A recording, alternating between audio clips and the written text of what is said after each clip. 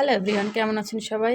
আজকে আপনাদের সাথে শেয়ার করব কাঁচা আমের জুস। তো আমি ধনিয়া পাতা নিয়েছি, কাঁচা আম নিয়েছি এখানে, আর লেবু নিয়েছি, একটা কাঁচামরিচ নিয়েছি, পুদিনা পাতা নিয়েছি।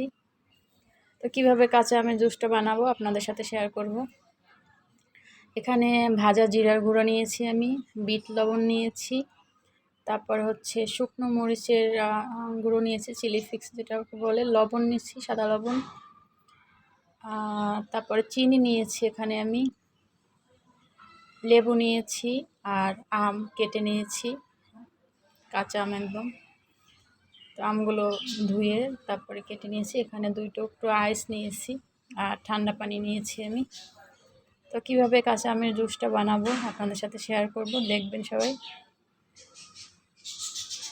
তো প্রথমে আম নিয়ে নিলাম, আর কাঁচা আমের সাথে বাকি উপকরণগুলো দেবো। ধনিয়া পাতা একটু হাত থেকে ভেঙে দিয়ে দিয়েছি আমি, আর এখানে একটু গোটা পুদিনা পাতা দিয়েছি, আর একটু ডেকোরেশনের জন্য রাখছি। আর একটা কাঁচামরিচ দিয়ে দিলাম, আর ভেজে রাখা শুকনো মরিচের গুঁড়ো অল্প সামান্য একটু দিলাম। তারপরে হচ্ছে লবণ দেবো, বিট লবণ।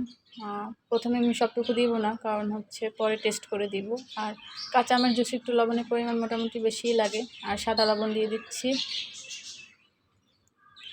আর ভাজা জিরার গুঁড়ো দিয়ে দিচ্ছি। এখানে ভাজা জিরার গুঁড়োটা দিলে অনেকে কাঁচা আমের জুস খেলে একটু সমস্যা হয়, পেটে প্রবলেম হয়। তো ভাজা জিরার গুঁড়োটা দিলে এরকম কোনো সমস্যা হয় না। চিনি দিয়ে দিলাম, আর একটু ঠান্ডা পানি দিয়ে দেব, লেবুর রস দিয়ে দেবো আমি।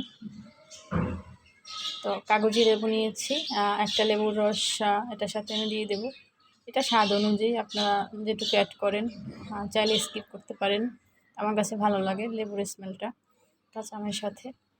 আর সামান্য ঠান্ডা পানি দিয়ে আমি এটা মিক্সিতে দিয়ে ব্লেন্ড করে নেব।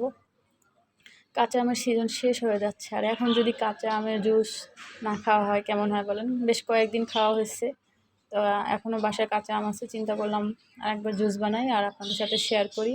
যে ব্লেন্ড করা হয়ে গেছে, দেখুন আমি জাস্ট 1 মিনিট 1.5 মিনিটের মতো ব্লেন্ড করে নিয়েছি। আপনারা চাইলে আরেকটু সময় নিয়ে করতে পারেন, তাহলে ভালো করে মিক্স হয়ে যাবে। এই যে আমারটা একটু গোটা গোটা রয়ে গেছে, সমস্যা নেই, এগুলো তুলে ফেলে দিব। আর 2 টুকরো আইস মিক্স করে নিয়েছি এর সাথে আমি, আর একটু ঠান্ডা পানি অ্যাড করব। এটা পরিমাণ মতো আপনারা যে যতটুকু নেন, ঘন যদি হয় তাহলে, আর যদি বেশি পাতলা চান তাহলে একটু বেশি পানি দিতে হবে, পরিমাণ মতো বুঝে দিতে হবে। দেখুন কালারটা কি সুন্দর হয়েছে, একদম গ্রিন কালার হয়েছে। আমি কিন্তু কোনো কালার অ্যাড করিনি। পুদিনা পাতা, ধনিয়া পাতা, কাঁচা আম 3টা মিক্স হয়ে এই কালারটা আসছে।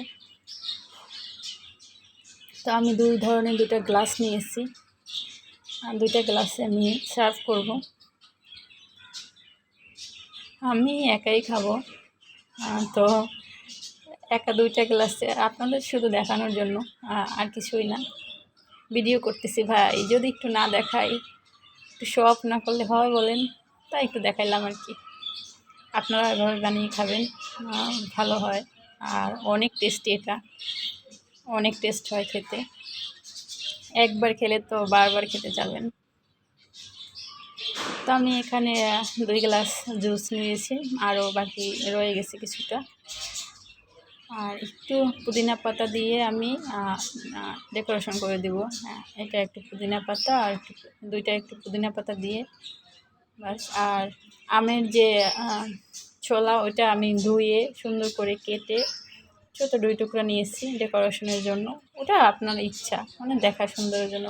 তাও ভাই রে ভাই, দেখেন পড়ে গেছে, থাকতে চায় না। আমার কি কপাল, থাকতে চায় না, দৌড় দেয়। এটাই আসছে, ভাগ্য ভালো। যাই হোক, এটা আমের খোসাটা থাকতে চায় না গ্লাসের সাথে। দেখা সৌন্দর্য, আর কিছু না। তো হয়ে গেল কাঁচা আমের জুস। আর এটা এই গরমে বা এই সিজনে স্বাস্থ্যের জন্য খুবই ভালো। আপনারা বাসায় ট্রাই করতে পারেন। কাঁচা আম তো এখন সব জায়গায় পাওয়া যাচ্ছে। কাঁচা আম থাকতে থাকতে এটা বানিয়ে খাওয়া ভালো। আবার কাঁচা আম ডিপে সংরক্ষণ করে রাখতে পারেন, পরে বানিয়ে খেতে পারেন। তো কেমন হয়েছে বলবেন কমেন্টস করে। আর আপনারা এবং আমি যেমন করে বানিয়েছি এমন করে বানিয়ে ট্রাই করে দেখবেন। ভালো থাকবেন সবাই, সুস্থ থাকবেন। আল্লাহ হাফেজ, টেক কেয়ার।